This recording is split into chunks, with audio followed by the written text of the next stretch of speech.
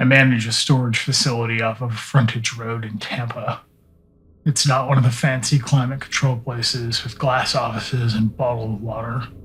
It's rows, long hallways, roll up doors, a keypad that never seems to work or beep the same way twice. People store their lives there, or the parts they don't want in their apartments anymore. Christmas decorations, divorce furniture, dead parents. You get used to the idea that everything meaningful eventually ends up in a 10 by 10 with a padlock you bought at CVS. The place runs on patterns. That's important. I didn't realize how important until later.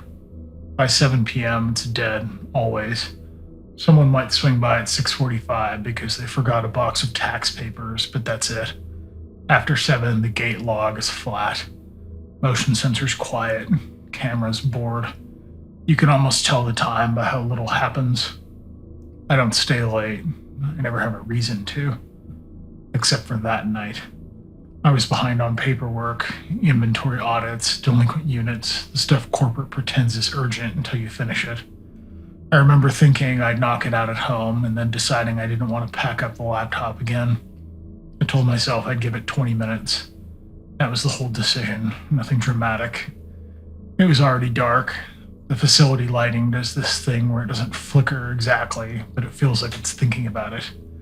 The kind of light that makes everything look temporary, like it could shut off without warning and no one would be surprised. Around 10:45 or 11:45, I've gone back and forth on that.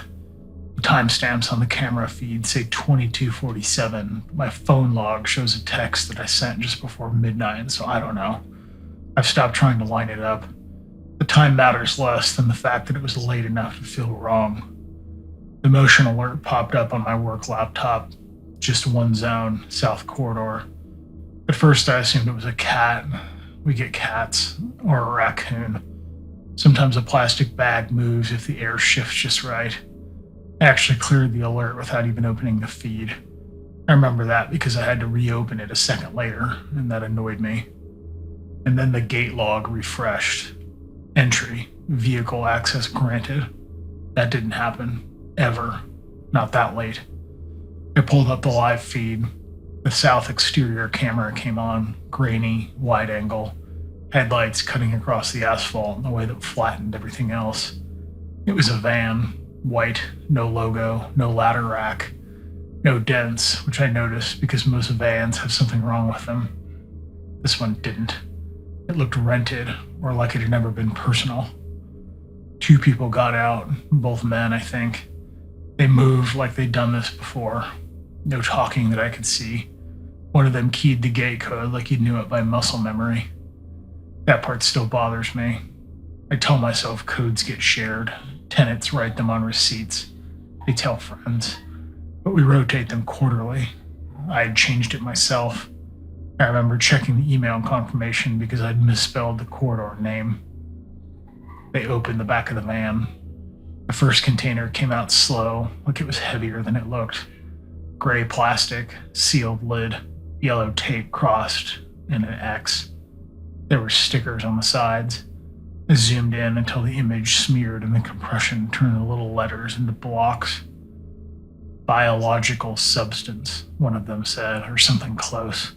Black text on white. A symbol I recognized from safety training videos I watched and never really expected to see in real life. They didn't rush. That's the other thing.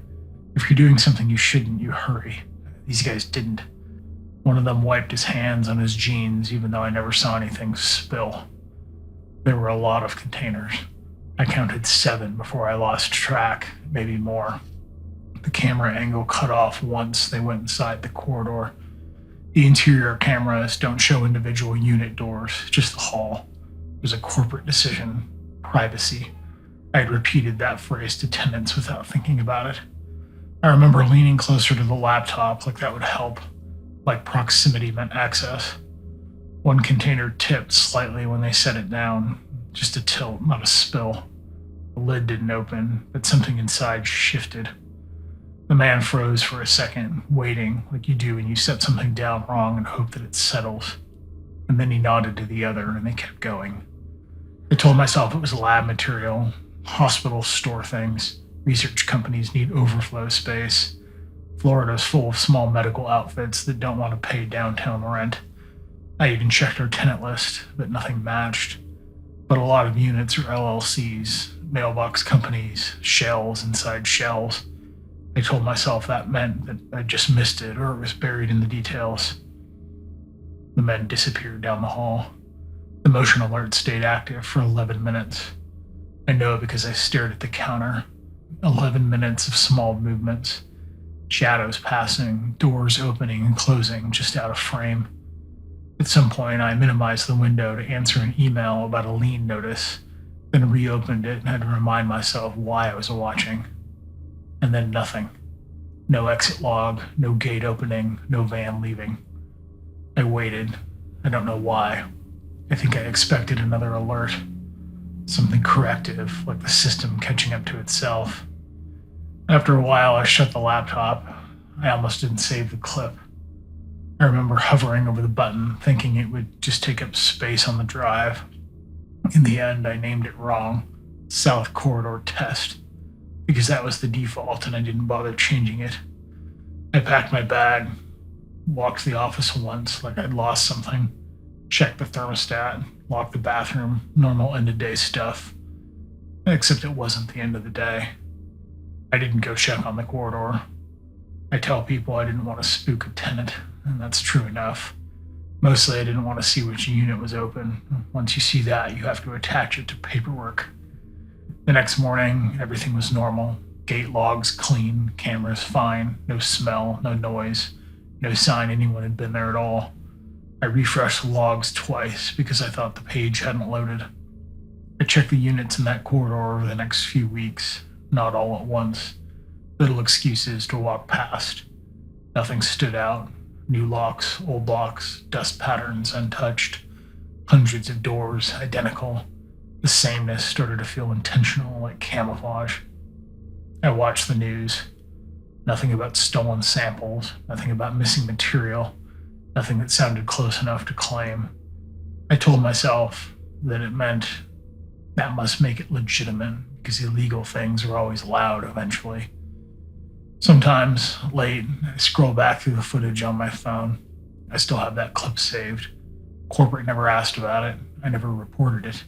It didn't meet the criteria. That's the phrase they use. When I looked it up later, I realized it was a checklist, not a judgment. The containers had expiration labels. I didn't notice until months later, watching the clip again on a smaller screen. Handwritten dates, close together, not far apart. Like whatever was inside wasn't meant to sit for very long or be forgotten. Tenants come and go, units auction off, lives empty out. Somewhere in there, something is still stored that doesn't belong to anyone who ever signed a lease. The facility still runs on patterns, and I don't stay late anymore.